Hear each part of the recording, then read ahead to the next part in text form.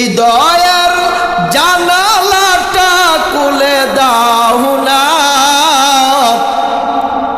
হৃদয়ের জানালাটা খুলে দাও না,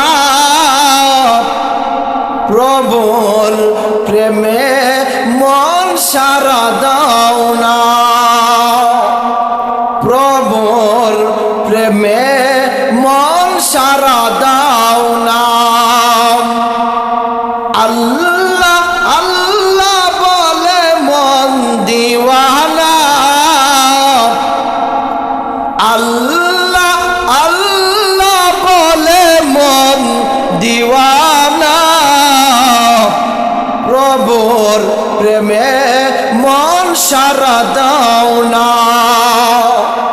হৃদয়ের জানালাটা খুলে দাও না, হৃদয়ের জানালাটা খুলে দাও না, প্রভুর প্রেমে মন সারা দাও না, প্রভুর প্রেমে মন সারা দাও না। সুখের দিনেও মোরা খুঁজি গো তোমায়, দুঃখের দিনেও মোরা সরি গো তোমায়, সুখের দিনেও মোরা খুঁজি গো তোমায়, দুঃখের দিনেও মোরা সরি গো তোমায়। তুমি যে মুদের প্রিয় নবী, তোমায় কাছে পেতে পাগল সবাই, তুমি যে মুদের প্রিয় নবী, তোমায় কাছে পেতে পাগল সবাই। সুখের দিনেও মোরা খুঁজি গো তোমায়, দুঃখের দিনেও মোরা সরি গো তোমায়। দেখিনি কোনো দিন, শুনেছি শুধু তুমি যে ছিলে বড় আপন কবর, দেখিনি কোনো দিন, শুনেছি শুধু তুমি যে ছিলে বড় আপন কবর। রোজ হাসরের বিচার দিনে তোমার সাফায়াত যেন গো পাই, রোজ হাসরের বিচার দিনে তোমার সাফায়াত যেন গো পাই।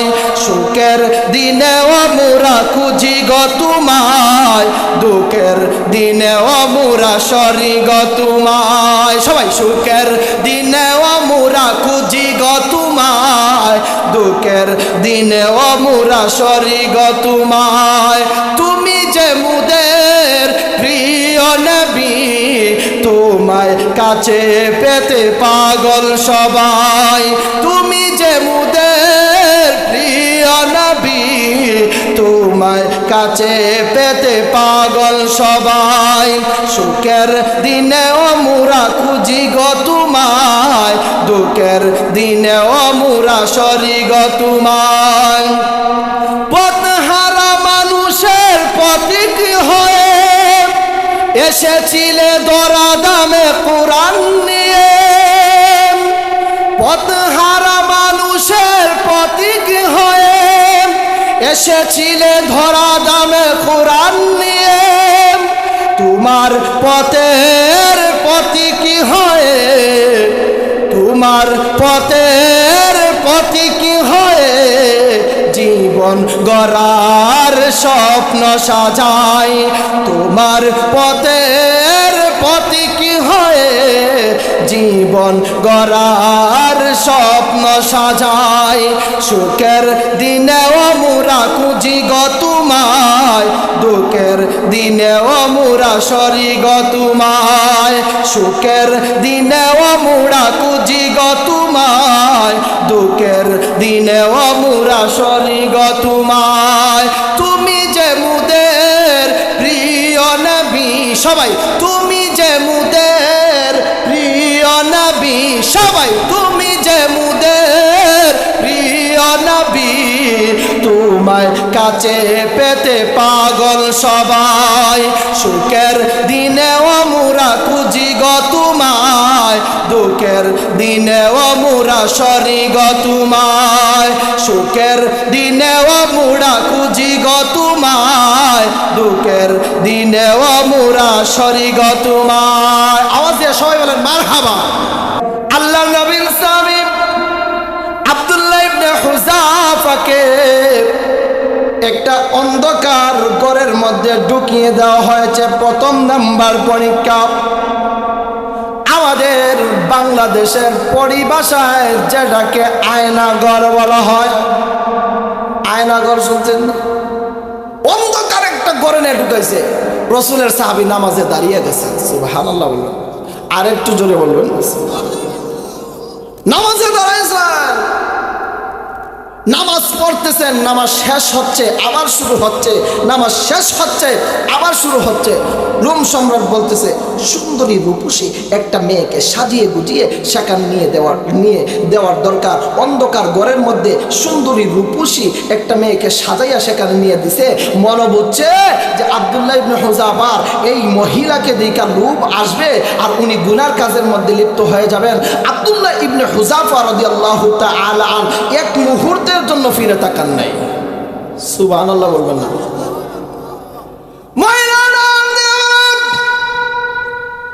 রোম সম্রাটকে বলে, হে রোমের সম্রাট, কেমন ব্যক্তির কাছে আমাকে পাঠাইলা, ফিরেও তাকায় না। এটা মানুষ না ফেরেশতা? কি রে, এক মুহূর্তের জন্য ফিরেও তাকায় না। আল্লাহ নবীর সাহাবী আব্দুল্লাহ ইবনে হুযাফা রাদিয়াল্লাহু তাআলা আন নামাজের মধ্যে দাঁড়িয়ে গেছেন, রাতের নামাজ। আল্লাহ কুরআনুল কারীমে আল্লাহ বলেছেন, ইয়া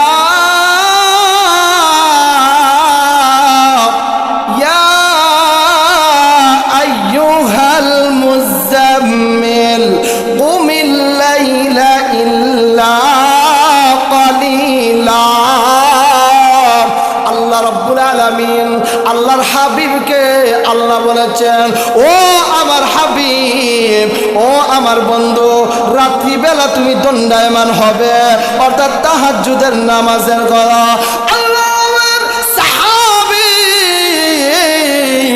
আব্দুল্লাহ ইবনে হুযাফা নামাজ পড়তে আসেন, মহিলার দিকে এক মুহূর্তের জন্য তাকান না। মহিলায় কয়, এটা কেমন রে, এটা মানুষ না ফেরেশতা? কেমন ইমানের ঘটে গিয়া আমাদের যুবকদেরকে যদি নিয়াতে হইতে পাইছি সুযোগ চাইলা লাভ নাই। কথা কোন ঠিক কিনা? আমাদের বর্তমান সমাজের যে অবস্থা, সুযোগ পাইছি চাইরা লাভ নাই, উজাই পাইছি উজাই মারার দরকার, চাইরা তো কোনো লাভ নাই। কার কি আইসে গেছে, আগে সুযোগটা কাজে লাগাই। কথা কোন ঠিক কিনা? আল্লাহ রসুলের সাহাবী ফিরাও তাকান না। রোম সম্রাটের কাছে গিয়া, গ্রামে কোন মানুষের কাছে দিছ, ফিরাও তাকায় না। এই রোম সম্রাট বলে, এ যুবতী শুনে রাখ, উনি এই মুহাম্মদের সৈনিক, সে আব্দুল্লাহ ইবনে হুযাফা, জানতেন বেড়া নয়, তার ঈমানটা হচ্ছে পাক্কা ঈমান। তুই কি স্বাভাবিক ভাবলে আব্দুল্লাহ ইবনে হুযাফাকে? সুবহানাল্লাহ। এইটাই পাস করলেন। তৃতীয় নাম্বার, 21 দিন পর্যন্ত উপবাস রাখা হয়েছে। কতদিন? 21 দিন। আচ্ছা, আমরা এখানে এই মসজিদে যারা আছি, আমরা কতদিন থাকতে পারবো উপবাস? পারবেন নি? একক তো উপবাস থাকলে বিবেরে কি করবে, আগে রক্ত খাইছি না, এখন রেডি করছেন না, তখন ঠিক কিনা? 21 দিন পর্যন্ত তৃতীয় পরীক্ষা উপবাস। চাইস অনুযায়ী একটা মানুষ 10 দিনের বেশি উপবাস থাকতে পারে না, মৃত্যুবরণ করে।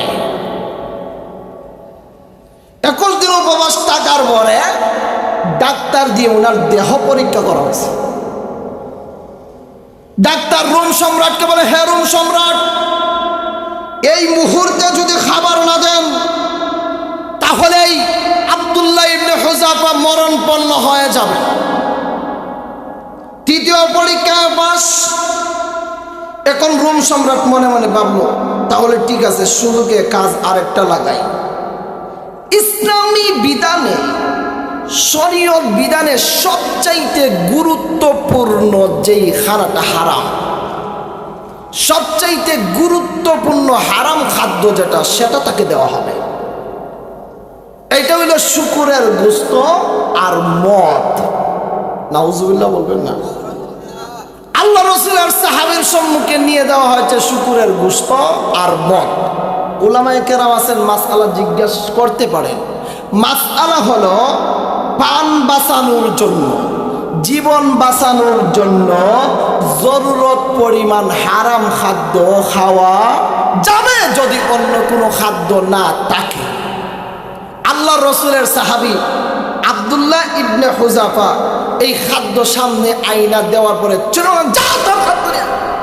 কি খাদ্য দিছ? আজকাল আমাদের সমাজে একটা বিষয় দেখবেন, এই যে মদের আড্ডা হয়, আছে না নাই? মদের পাট্টা বসে আছে না নাই? আমাদের যুব সমাজকে নষ্ট করে দিচ্ছে। তারা অল্প বয়সে ক্যান্সার রোগে আক্রান্ত হয় কেন? ইয়াবা বাবা এই মদ পান করার কারণে। কথা বলেন ঠিক কিনা? আজ থেকে সাদায়ালের তাওহীদি জনতা একটা প্রতিজ্ঞা করেন, যেখানেই মদের পাট্টা বসবে সেখানে মদের পাট্টা বসতে দেওয়া হবে না, হবে না, হবে না। কথা বলেন ঠিক কিনা? আব্দুল্লাহ ইবনে হুযাফার সম্মুখে নিয়ে শুকুরের গোশত আর মদ নিয়ে দেওয়া হয়েছে। আব্দুল্লাহ ইবনে হুযাফা চুরে মারছে, যাবে না তোর এই খাদ্য না, তোর এই খাদ্য কে খাইবে? এই হারাম খাদ্য কি মানের পাক্কা। 21 দিন আমরা যদি উপবাস হইতাম, মনে মনে করতাম যেটা দিছত রে বাবা দিছত, একটু খাই আগে জানবা চাই। কথা কোন ঠিক কিনা? আব্দুল্লাহ ইবনে হুযাফা খাবারকে চুরে মারলেন, খাবার গ্রহণ করলেন না। কারণ হলো ইসলামী বিধানের মধ্যে এটা গুরুত্বপূর্ণ একটা হারাম খাদ্য। এই জন্য আল্লাহ নবীর সাহাবী আব্দুল্লাহ ইবনে হুযাফা খাদ্য গ্রহণ করলেন না। 4th নাম্বার পরীক্ষার মধ্যে পাশ করলেন। 5ম নাম্বার পরীক্ষা হলো রোম সম্রাট বলতেছে এর চাইতে আরো বড় পরীক্ষা দিতে হবে। রোম সম্রাট বড় করে একটা গর্ত খনন করেছে। এই গর্তের মধ্যে একটা কড়াই বসাইছে আর কড়াইয়ের মধ্যে তেল গরম করছে। এই তেলের মধ্যে 17 জন জামাত, সাহাবীর জামাত, তাদেরকে গরম তেলে ফেলে দেওয়া হবে আর তাদেরকে শাহাদত বরণ করা হবে। রোম সম্রাট বলে, হে আব্দুল্লাহ রে, তাকায়া দেখ, যদি মুহাম্মদের ধর্ম বাদ না দেস, কালেমা যদি বাদ না দেস আর তোর ঈমানকে যদি বাদ না দেস, এই মুহূর্তে তোর সাহাবী সহ তোকে সহ গরম তেলের মধ্যে ফেলে দেওয়া হবে। এই মুহূর্তে আব্দুল্লাহ ইবনে হুযাফা বলেন, হে রোমের সম্রাট, জেনে রাখ আমাদের ইতিহাস হচ্ছে ইব্রাহিমের ইতিহাস। আর একটু জোরে বলবেন না? আমরা হলাম ইব্রাহিমের সৈনিক। ইব্রাহিম আলাইহিস সালাতু ওয়াস সালামকে নমরুদরা আগুনের মধ্যে ফেলে দিয়েছে, একমাত্র সাহায্য চেয়েছেন কার? আর একটু আওয়াজ দিয়ে বলেন, একমাত্র সাহায্য চেয়েছেন কার? আব্দুল্লাহ ইবনে হুযাফা বলেন, না, তোর কথা মানতে পারবো না। হে রোমের বাদশাহ, খালেবার আবার দাওয়াত দেই, লা ইলাহা ইল্লাল্লাহ মুহাম্মাদুর রাসূলুল্লাহ। সুবহানাল্লাহ বলেন, সুবহানাল্লাহ। রোম সম্রাট বলে, তাহলে এখন সময় হয়ে গেছে। একজন সাহাবী 17 জনের জামাতের একজন সাহাবীকে এই গরম তলের মধ্যে ফেলে দিয়ে শহীদ হয়ে গেছেন। ইন্না লিল্লাহি ওয়া ইন্না ইলাইহি রাজিউন। আব্দুল্লাহ ইবনে হুযাফা রাদিয়াল্লাহু তাআলা আন উনি কান্না শুরু করছেন। রোম সম্রাট হয়, বুঝছি এখন জায়গা তাইছো, এখন জায়গা তাইছো, কান্না শুরু করছো, এখন তুমি জায়গায় আইছো, এখন তোমাকে যে গরম তেলে ফেলে দেওয়া হবে, এই জন্য তুমি এখন জায়গায় আইছো।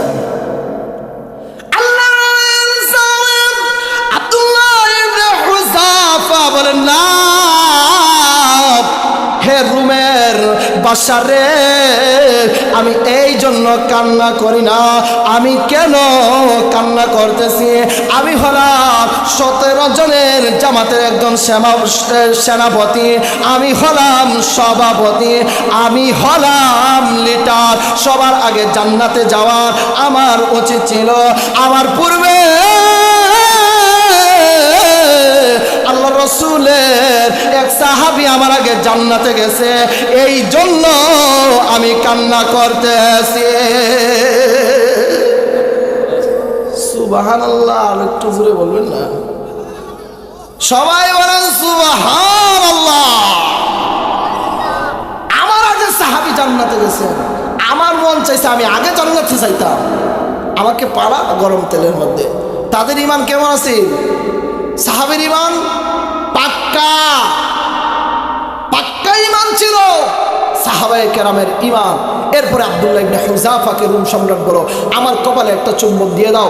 আব্দুল্লাহ ইবনে হুযাফা রাদিয়াল্লাহু তাআলা আন উনি চিন্তা ভাবনা করে দেখলেন যে এখন যদি চুম্বন দিয়ে দেই তাহলে এতজন সাহাবীদের প্রাণ বাঁচে, ইসলামটা আরেকটু গালেব হয়, বিজয় হয়, ইসলামের কাজ হয়, আল্লাহর রাসূল সাল্লাল্লাহু আলাইহি ওয়াসাল্লামের বাহু শক্ত হয়, ইসলামী দলটা শক্ত হয়। চুম্বন দিয়ে দিলেন, সবাইকে স্বাধীন করে দিল। সাহাবায়ে কেরাম আল্লাহর রাসূল সাল্লাল্লাহু আলাইহি ওয়াসাল্লাম ইয়া হাবিবাল্লাহ, এইভাবে এই কালেমার দাওয়াত দেওয়া হচ্ছে রোম সম্রাটকে। আল্লাহ রাসূল সাল্লাল্লাহু আলাইহি ওয়াসাল্লাম আব্দুল্লাহ ইবনে হুযাফাকে বললেন, হে আব্দুল্লাহ, তোমরা ইসলামের সম্মানকে উঁচু করেছো, আমি নবীর সম্মানকে উঁচু করেছো, আল্লাহ রাব্বুল আলামিন তোমাদের জন্য জান্নাত ওয়াজিব করে দিয়েছে। আরো জোরে বলবেন না সুবহানাল্লাহ। আরেকজন সাহাবীর কথা বলি, কেমন পাক্কা ঈমান ছিল। সাহাবীর নাম হলো, নামটা স্মরণ রাখবেন, সাঈদ ইবনে আমের আল জুমাহি। সাহাবীর নাম কি? সাঈদ ইবনে আমের আল জুমাহি। খলিফাতুল মুসলিমিন ওমর রাদিয়াল্লাহু তাআলা আনহুর শাসনামলে ওমর যখন দায়িত্ব পেলেন, সাঈদ ইবনে আমের আল জুমাহি বলেন, ওমর দায়িত্ব পাইছো, ঠিকঠাক মতো আদায় হইল। আল্লাহ রাসূল হাদিসে বলছেন, উমরের নাম শয়তান শুনলে উমর যে রাস্তা দিয়ে যাইতেন, এই রাস্তা দিয়ে শয়তান যাইতেন, আরো অনেক দূর অন্য রাস্তা। আর এই জায়গায় সাঈদ উমরকে বলেন, উমর দায়িত্বটা পাইছো, ঠিকঠাক মতো একটু আদায়। এই জন্য যে উমর ঠিকঠাক মতো আদায় করেন না বিষয়টা এমন নাই, মানে উনার ঈমানের পাওয়ার কত। একদিন ওমর রাদিয়াল্লাহু তাআলা বলেন, সাঈদ, এই কথা যেহেতু বলো, তাহলে তোমাকে একটা দায়িত্ব নেওয়ার দরকার। ওমর রাদিয়াল্লাহু তাআলা আনহু সিরিয়ার একটা শহর, এই শহরের নাম হচ্ছে হিমস। এই শহরের নাম কি? হিমস। হিমস, এই হিমসের গভর্নর বানাইলেন সাঈদ ইবনে আমের আল জুমাহি। আচ্ছা, আজকাল ধরেন সৌদি, কাতার, রিয়াদ, আবুধাবি, আমাদের চট্টগ্রাম, সিঙ্গাপুর, মালদ্বীপ বাণিজ্যিক দেশ। বাণিজ্যিক দেশের প্রধানমন্ত্রী ধনী হওয়ার কথা, বাণিজ্যিক দেশের গভর্নর ধনী হওয়ার কথা না গরিব হওয়ার কথা? ধনী হওয়ার কথা। ধনী দেশের প্রধানমন্ত্রী বেশি ধনী হয় না গরিব হয়? কথা বল, বেশি ধনী হয় না গরিব হয়? ধনী হয়। তখনকার সময়ে সিরিয়া ছিল একটা বাণিজ্যিক দেশ। কি দেশ? একটা বাণিজ্যিক দেশ ছিল সিরিয়া।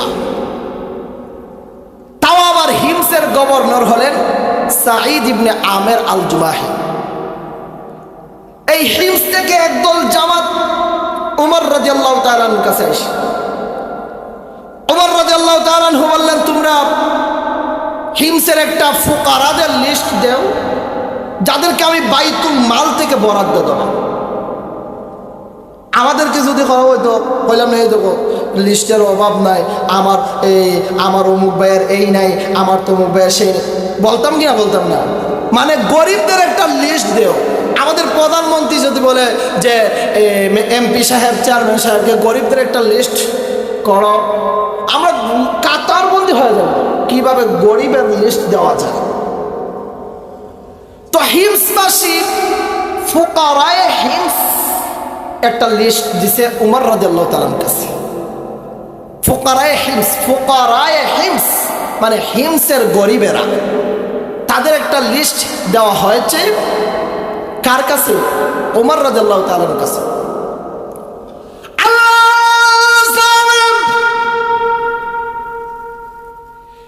এই বাবা লিস্টটাকে হাতে নিলেন।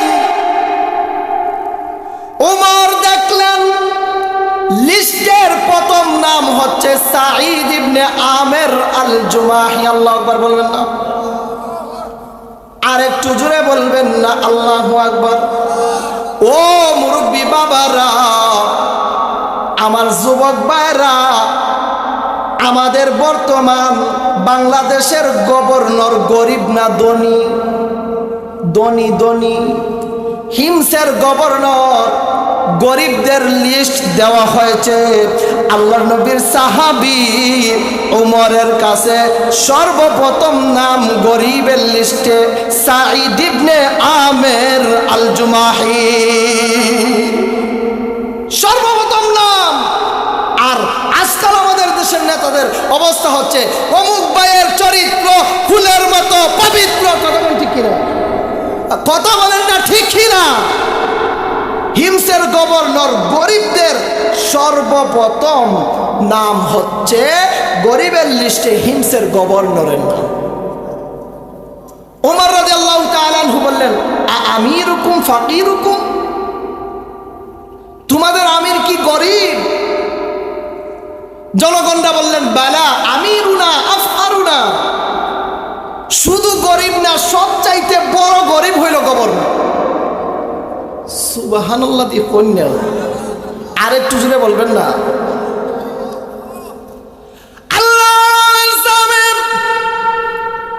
উমর রাদিয়াল্লাহু তাআলা আনহু খুশি হয়ে গেলেন, প্রকৃত একজন নেতা গভর্নর পাইছি। আল্লাহর সাহাবী উমর আনন্দিত হয়ে, উমর খুশি হয়ে মদিনা থেকে একটা দূতের মাধ্যমে 1000 স্বর্ণ মুদ্রা সাঈদ ইবনে আমের আল জুমাহির জন্য পাঠিয়েছেন। সুবহানাল্লাহ বলেন। কয় হাজার স্বর্ণ মুদ্রা? 1000 স্বর্ণ মুদ্রা পাঠিয়েছেন। এই মদিনার দূত 1000 স্বর্ণ মুদ্রা নিয়ে সাঈদ ইবনে আমের আল জুমাহির কাছে গেছে। যাওয়ার পরে উনার সামনে পেশ করেছে। সাঈদ ইবনে আমের আল জুমাহি এটা করলেন, কইলা বলেন ইন্না লিল্লাহি ওয়া ইন্না ইলাইহি রাজিউন বলে চুরে মারলেন। এটা কি গজব গজব। সাঈদ ইবনে আমের আল জুমাহি। অথচ হাদিয়া দেওয়াও জায়েজ, নেওয়াও কথা কন না। আপনারা যদি আমাকে হাদিয়া দেন আমি নিলাম, আপনারা দিলেন, উভয়টা জায়েজ। উনি যদি 1000 স্বর্ণ মুদ্রা নিতেন এরপরও কোনো অসুবিধা হতো। ভিতর থেকে ওনার স্ত্রী বলতেছেন, না জানি কি হয়েছে। সাঈদ ইবনে আমের আল জুমাহি এইভাবে ইন্না লিল্লাহ বলে উঠলেন।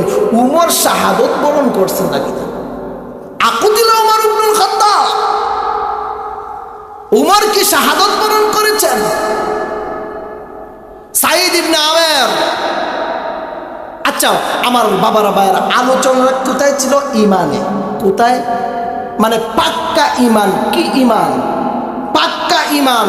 পরিপূর্ণ ইমানদার যদি না হন, সাচ্চা ইমানদার যদি না হন, রেহাই নেই। কি নেই? রেহাই নাই। সাঈদ ইবনে আমর আল জুমাহি ওনার স্ত্রী বলেন, উমর শাহাদাত বরণ করছেন না, এর চাইতে বড়টা হইছে। আল্লাহু আকবার বলবেন না? আর একটু জোরে বলেন আল্লাহু আকবার। সবাই আওয়াজ দিয়ে বলেন আল্লাহু আকবার। এর চাইতে বড়টা হয়েছে। আকুতিলা মুসলিমুনা ফি মারিকা, তাহলে কি এই মদিনার জনগণদেরকে ব্যাপকভাবে শহীদ করা হয়েছে? সাঈদ বলেন না, আরো বড়। উদখিলাত আলাইয়া দুনিয়া লিতুফসিদা আখিরাতি। সাঈদ ইবনে আমের আল জুমাহি বলেন, আমাকে উমর দুনিয়া ঢুকিয়ে দিয়েছেন আর আখিরাত বিনষ্ট হয়ে যাচ্ছে। আরো যদি বলেন সুবহানাল্লাহ।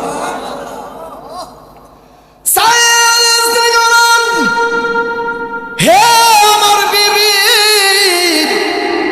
তোমাকে বলে দেই, মদিনার দুধ যত সময় পর্যন্ত আমার কাছে থাকবে, সাঈদ ইবনে আমের আল জুমাহি আপনার আমার স্ত্রীর মতো স্ত্রী না, সাহাবীর স্ত্রী। কার স্ত্রী? আমাদের স্ত্রী হলে হয়তো তোমার বাটারটা তুমি দিলাও, আমারটা বলে দাও। কথা বলতে কিনা? আমারটা আমি নেই, তোমারটা নিয়ে দান করে দাও, আমারটা দরকার আমার। কথা বলতে কিনা? সাহাবীর স্ত্রী, সাঈদ ইবনে আমের আল জুমাহির স্ত্রী। আর আমাদের স্ত্রী হয়তো এত টাকা পাইছো আবার দিলেই যায়, তোমার তো হারা জীবন হলো এইরকম। কথা কোন ঠিক কিনা? হে আমার বিবি গো, যতক্ষণ পর্যন্ত থাকবে মদিনার দুধ, এই সময়ের ভিতরে এই 1000 স্বর্ণ মুদ্রা আমার হিমসবাসীর গরিবদের মধ্যে বন্টন করে দিতে পারবে কি? আল্লাহ রাসূলের সাহাবী স্ত্রী, সাহাবীর স্ত্রী সাঈদ ইবনে আমের আল জুমাহির স্ত্রী, উনি বললেন, হ্যাঁ রাসূলের সাহাবী গো, আমি গরিবদের মধ্যে 1000 স্বর্ণ মুদ্রা বন্টন করে দেব। সাঈদ ইবনে আমের আল জুমাহির স্ত্রী গরিবদের মধ্যে উনার হাদিয়া 1000 স্বর্ণ মুদ্রা বন্টন করে দিলেন। সুবহানাল্লাহ, জোরে বলেন সুবহানাল্লাহ। আর আমাদের দেশের নেতারা সেফ দেয়া লেপ দেয়। কথা কোন ঠিক কিনা? সেফ দেয়া লেপ দেয়। আর যদি তারা এই সুযোগ পাইতো, কি বুঝতেন?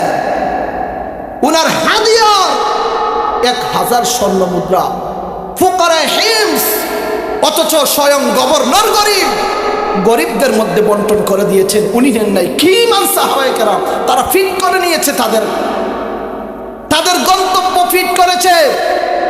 অর্থাৎ তাদের গন্তব্য হলো একমাত্র মাওলার রেজা, আল্লাহর সন্তুষ্টি, জান্নাত। তারা দুনিয়া চান না, তারা ফিট করেছেন। সাথে সাথে মদিনার এই দূত এই অবস্থা দেখার পরে আবার মদিনার মধ্যে ওমর রাদিয়াল্লাহু তাআলা আনহুর কাছে চলে আসলেন। আয়েশা বললেন, উমর, কাম হয়ে গেছে। কি হয়ে গেছে? কাম হয়ে গেছে। হে উমর, তুমি যে হাদিয়া দিয়েছিলা এই আমার মাধ্যমে সাঈদ ইবনে আমের আল জুমাহিকে 1000 স্বর্ণ মুদ্রা উনার কাছে নিয়ে দেওয়ার পরে উনি ইন্না লিল্লাহি ওয়া ইন্না ইলাইহি রাজিউন বলার পরে উনি চুরে মারছেন আর উনার হাদিয়ার 1000 স্বর্ণ মুদ্রা গরিবের মধ্যে বন্টন করে দিছেন। সুবহানাল্লাহ বলেন।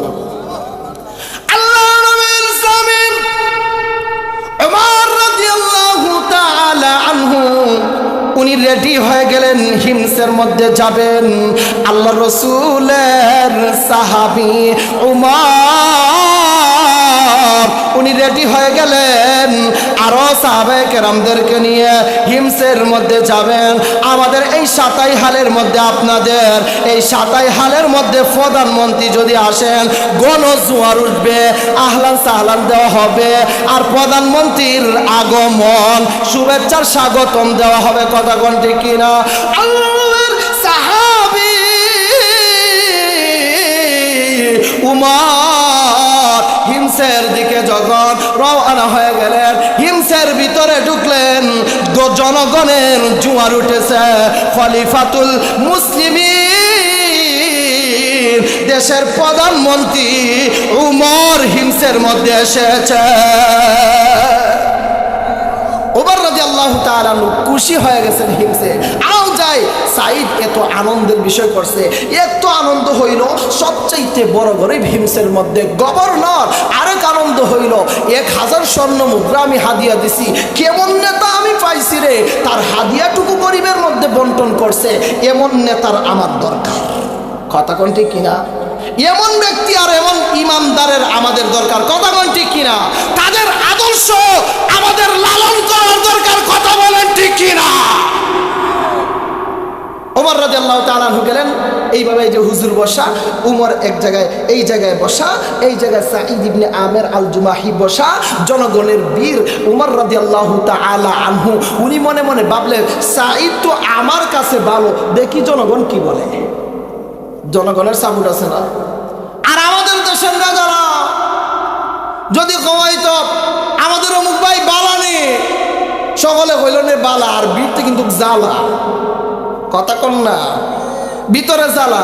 আর যদি একজন দাঁড়াইয়া যাইতো যে অমুক ভাই বালা না, যা আগামীকাল থেকে বুঝিস মজাটা খারাপ হয়। কথা কন ঠিক কিনা?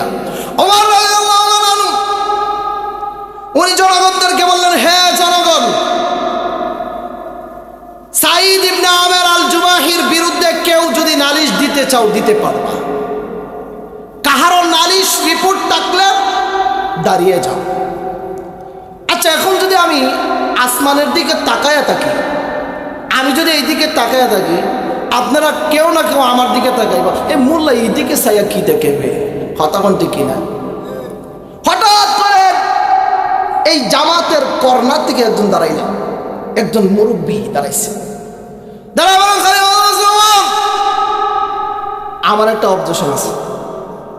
সাথে সাথে আরো 4 জন দাঁড়াইছে। আরো কয়জন? 4 জন।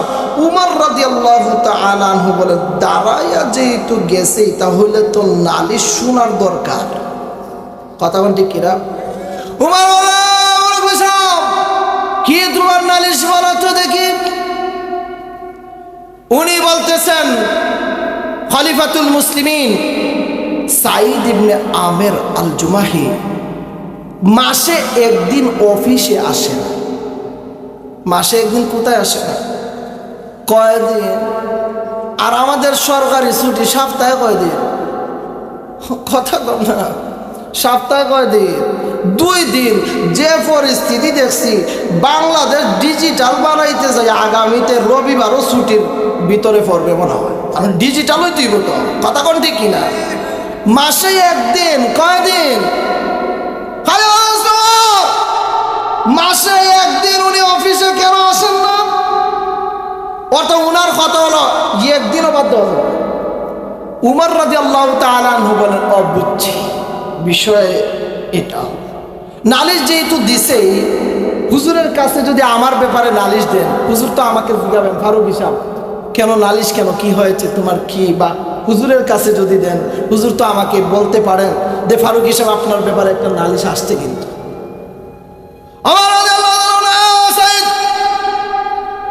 এই নালিশ কেন? দেখেন, একটু লক্ষ্য করবেন আমার মুরব্বী বাবারা, আমার যুবক ভাইরা, তারা কেমন ইসলাম লালন করেছেন আর তাদের ইমান কেমন। আল্লাহু আকবার, আল্লাহু আকবার, কেমন ইমান তাদের ছিল। সাঈদ ইবনে আমের আল জুমাহি বলেন, খলিফাতুল মুসলিমিন, আমার একটা মাত্র পোশাক। সুবহানাল্লাহ। আরো জোরে বলবেন না সুবহানাল্লাহ? আওয়াজ দিয়ে বলেন আল্লাহু আকবার। আরো জোরে বলেন আল্লাহু আকবার। আমার একটা মাত্র পোশাক। সাঈদ ইবনে আমের আল জুমাহি বলে, খলিফাতুল মুসলিমিন 1 মাস চইলা গেলে কাপড়ের মধ্যে দুর্গন্ধ চলে আসে। তখন তো আর পারফিউম, সেন্ট, আতর বাতর এটা কিছুই না। 1 মাস চইলা গেলে কাপড়ের মধ্যে দুর্গন্ধ আসে। আমার নিজেরও কষ্ট হয়, আমার জনগণেরও কষ্ট হয়। এই জন্য খলিফাতুল মুসলিমিন, আমি একদিন যে অফিসে যাই না, তাও আবার কিভাবে যাই না, আমার একটা পোশাক আগে দৌত করে দেই, এরপরে শুকায় পরিধান করি, এরপরে নিচেরটা দৌত করে দেই, এরপরে নিচেরটা শুকায় পরিধান করি, একটু বিলম্ব করে অফিসও যাই। সুবহানাল্লাহ বলবেন না? যাই না দে এমন না, উনি হয়তো দেখেন আমার একটু দেরি হয়, কারণ আমার তো আর কোনো পোশাক নাই। কেমন গভর্নর দেখছেন? এমন গভর্নর বাংলাদেশের মাটিতে আপনারা চান কি চান না? আওয়াজ দিয়ে বলেন চান কি চান না? তাহলে আমার সঙ্গে একটা তাকবীর দেন, নারে তাকবীর। আসতে হয়েছে একজন যুবক 100 জন বৃদ্ধের সমান। আওয়াজ দেন আমার বড় ভাই মুফতি কিফায়াতুল্লাহ আল মাহদী সাহেব আসবেন, আশা করি যে উনি আসবেন ইনশাল্লাহ। আমার বয়ান চলতেছে, শেষ হলে পরে আসবেন। আমরা জোরে একটা তাকবীর দেই, নারে তাকবীর। দিন ইসলাম, দিন ইসলাম জিন্দাবাদ, জিন্দাবাদ, নারে তাকবীর। তো খলিফাতুল মুসলিমিন, আমি যাই না এমন না, একটু দেরিতে যাই আর কি। মেয়াদি দিওজন, তোমার কি নালিশ? উনি বলেন আমার নালিশ হইল ইনারে দিনও পাওয়া যায়, গভর্নরের দিনও পাওয়া যায়, রাত পাওয়া যায় না কেন? ইনারে দিনে পাওয়া যায়, রাত্রে পাওয়া যায় না কেন?